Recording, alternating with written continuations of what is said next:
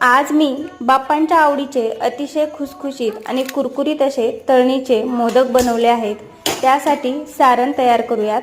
कढाईमध्ये 1 चमचा तूप घेतलं, 2 कप भरून ओला नारळ 5 ते 6 मिनिटं लो टू मीडियम फ्लेमवरती छान परतायचा आहे।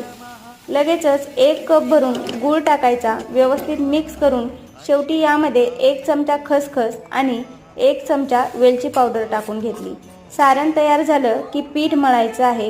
पीठ मळण्यासाठी 1 कप मैदा, 1 कप गव्हाचं पीठ, चिमूटभर मीठ आणि 2 चमचे कडकडीत तेलाचं मोहन आपल्याला यामध्ये टाकून पिठाचा छान असा गोळा तयार करायचा आहे।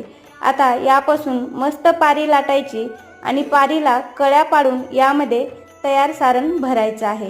अशाच प्रकारे सगळे मोदक तयार करायचे आणि हे मोदक आपल्याला छान असे तळून घ्यायचे आहेत। तर तुम्ही सुद्धा अशा प्रकारे मोदक नक्की